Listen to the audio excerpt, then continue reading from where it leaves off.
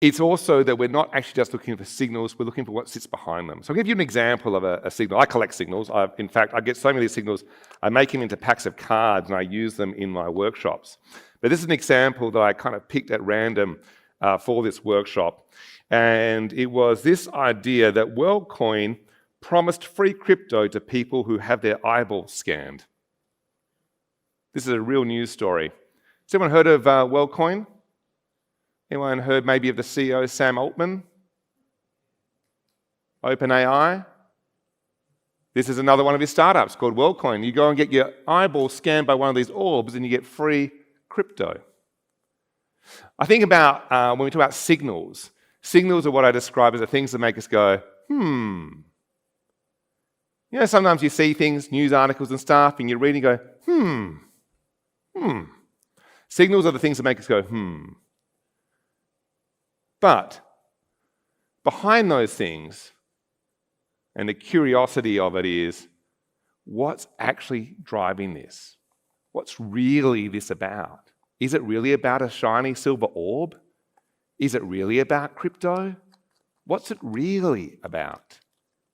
And if you dig into it, you find out that what this is really about, the driver that sits behind this, is around proof of personhood. It's about trust online.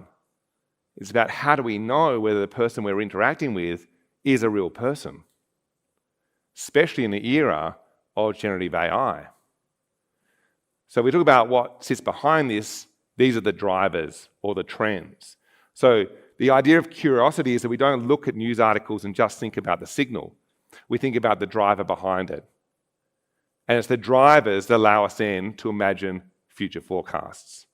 I think curiosity is a driving power behind futurism. I actually think there's a lot of people probably in this room which would have a high degree of curiosity that drives them. I kind of think about curiosity like the captain on the bridge of a ship, looking out towards the horizon, and they're scanning for signals. They're scanning for differences and discrepancies in the landscape. I think about it like this, probably because my dad was a professional fisherman and spent most of his life on the water, and I've been in some fairly uncertain conditions with my dad. In 2004, I did a Sydney to Hobart yacht race, and the 2004 race was probably one of the worst three races, or the weather conditions being the worst three that we've ever seen. Less than 50% of the fleet made it to Hobart in 2004 when we did the race. What was really interesting, though, about my dad on that race was how often he got up to check and look out to the horizon to see what was happening. And that wasn't just a visual look. We use a piece of technology called a radar. I'm sure most of you will be familiar with it, but the radar allows you to look out to the horizon to see what's coming.